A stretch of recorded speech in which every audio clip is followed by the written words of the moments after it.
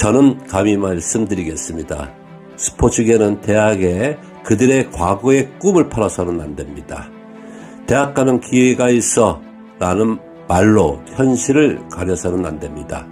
대신 이렇게 말해야 합니다.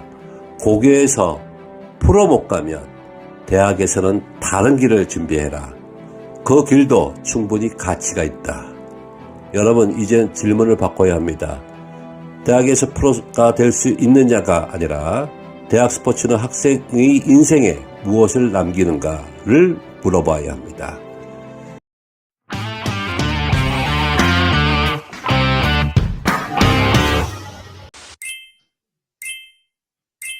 안녕하세요, 이영선입니다. 며칠 전 어느 오후 제 휴대전화가 울렸습니다. 발신자는 어느 고등학교 3학년 학부모였습니다. 대표님, 큰일 났습니다. 우리 아이가 가려던 대학에서 체육특기자 전형을 폐지한다고 합니다. 그의 목소리는 매우 당혹감이 뒤섞여 있었습니다. 전화를 끊고 잠시 문득 옛날 일들을 되새겨 보았습니다.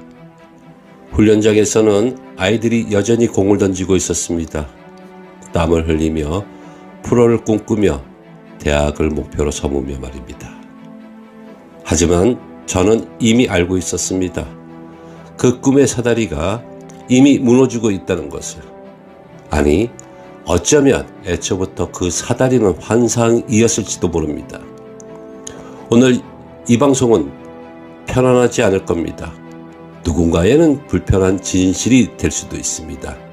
하지만 저는 현장에서 20여 년을 지켜본 사람으로서 이제는 언급해야 한다고 생각했습니다. 2026년 대학 스포츠의 불편한 현실을, 그리고 우리 아이들이 지금부터 준비해야 할 것이 과연 무엇인지에 대해 몇 가지로 언급해 보겠습니다. 첫 번째, 무너지는 환상. 대학 가서 더 크자. 대학에서 프로 기회가 있을 거야. 지난 20여 년간 저를 포함한 수많은 지도자들이 선수들에게 했던 말입니다. 그런데 여러분, 이 말이 지금도 유효할까요? 냉정하게 말씀드리겠습니다. 아닙니다. 현재 프로스포츠에서 선수 선발의 결정적인 시점은 언제일까요? 대학일까요? 아닙니다. 고등학교 시절입니다. 야구를 예로 들어 보겠습니다. KBO 드래프트를 보면 지명을 받는 선수들이 대부분 이미 고등학교 시절 주목받았던 선수들입니다.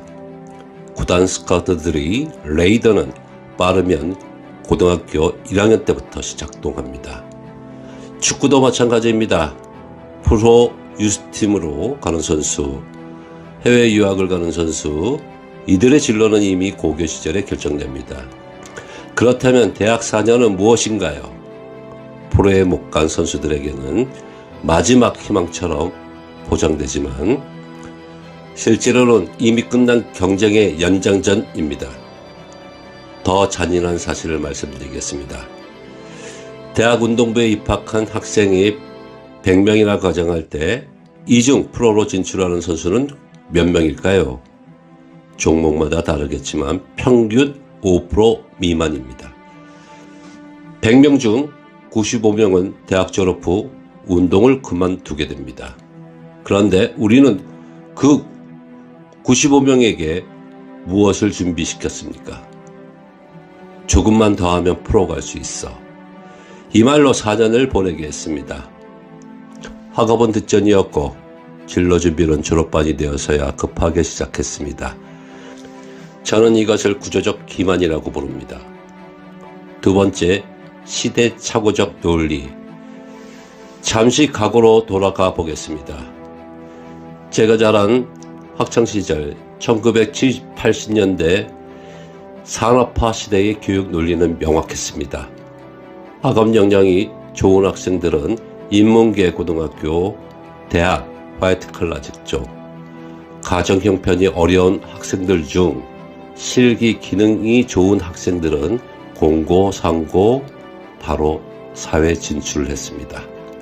이러한 공식은 당시에는 보편적인 일이었습니다. 사회가 그런 인력을 원했으니까요. 그런데 여러분, 스포츠계는 지금도 이 40년 전 논리를 그대로 적용하고 있습니다. 운동 잘하는 학생은 고교 운동부, 그리고 대학 운동부로, 그 다음은 프로행. 문제는 이 공식의 마지막 단계가 더 이상 작동하지 않는다는 겁니다. 오히려 지금은 이렇게 바뀌었습니다. 진짜 재능 있는 선수는 고교 집중 육성, 프로 직행, 프로 진출 실패 또는 한계에 미도달한 학생들은 대학 진학.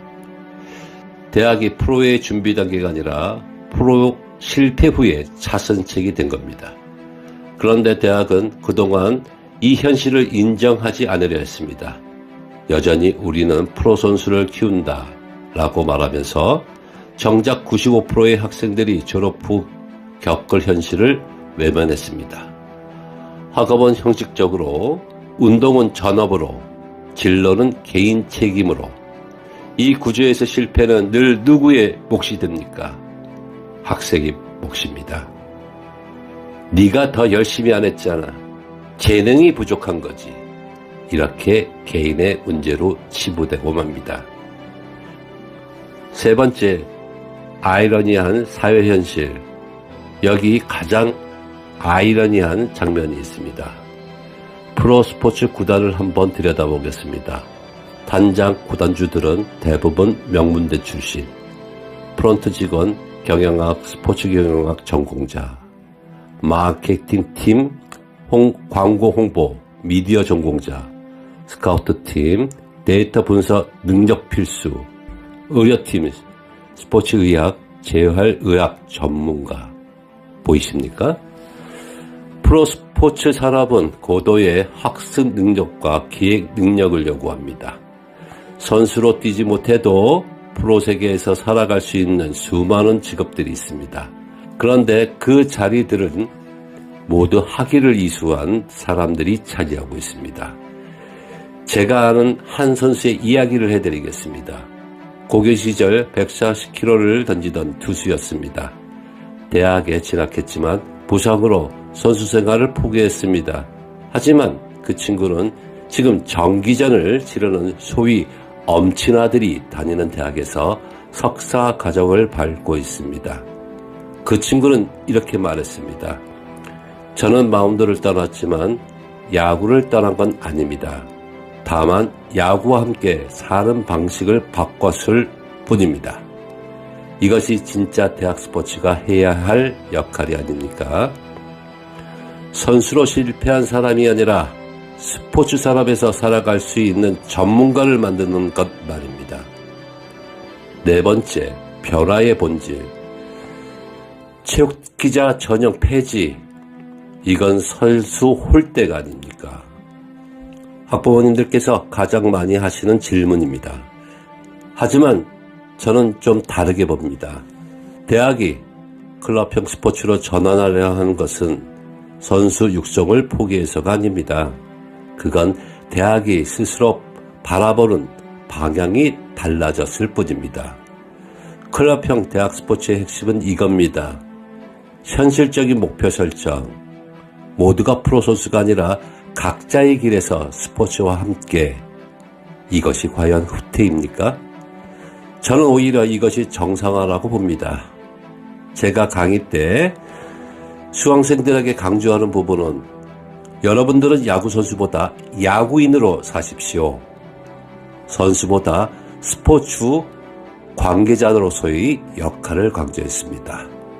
사회적인 흐름이 이러한 변화에 따라 대학 또한 대학이 감당할 수 없는 엘리트 선수 전업 육성을 내려놓고 대학이 진짜 잘할 수 있는 역할을 선택하는 것입니다. 다섯 번째, 책임의 소재. 대학 스포츠의 위기는 대학이 모질라서 생긴 게 아닙니다. 변하지 않으려 했기 때문에 누적된 결과입니다. 현실을 직시해 보겠습니다. 프로는 고교 선수를 원합니다. 대학 4년은 늦습니다. 대학은 과거의 시스템을 붙잡고 있습니다. 변화를 거부합니다. 학생들은 그 사이에서 길을 잃습니다. 결국 피해자는 아이들입니다. 이러한 구조를 유지한 채 대학도 선수 육성을 계속해야 한다라고 말하는 것은 학생들에게 또 다른 4년을 저당 잡히라고 말하는 것과 다르지 않습니다. 저는 감히 말씀드리겠습니다. 스포츠계는 대학에 그들의 과거의 꿈을 팔아서는 안 됩니다. 대학 가는 기회가 있어 라는 말로 현실을 가려서는 안 됩니다. 대신 이렇게 말해야 합니다. 고교에서 프로 못 가면 대학에서는 다른 길을 준비해라. 그 길도 충분히 가치가 있다. 여러분, 이젠 질문을 바꿔야 합니다. 대학에서 프로가 될 수 있느냐가 아니라 대학 스포츠는 학생의 인생에 무엇을 남기는가를 물어봐야 합니다. 선수의 꿈이 고교에서 결정된다면 대학은 그 이후의 삶을 책임져야 합니다. 이것이 대학의 진짜 역할입니다. 마운드에서 공을 던지는 손으로 이제는 사람을 치료하고 전략을 기획하고 후배를 가르치고 산업을 이끌어가는 사람을 만드는 것. 이것이 대학 스포츠가 바라보는 진리가 아닐까요? 변화는 두렵습니다. 하지만 더 두려운 것은 변하지 않는 것입니다. 우리 아이들에게 진짜 필요한 것은 프로 선수라는 환상이 아니라 삶이라는 현실을 살아갈 힘을 키우는 것입니다. 이영선의 성동원대는 언제나 현장의 진실을 이야기하겠습니다. 때로는 불편하더라도, 때로는 아프더라도 우리 아이들을 위해서라면 진실을 말할 건 말해야 된다고 생각합니다. 다음에도 현장의 이야기로 찾아뵙겠습니다. 이영선의 성동원도였습니다. 시청해 주셔서 감사합니다.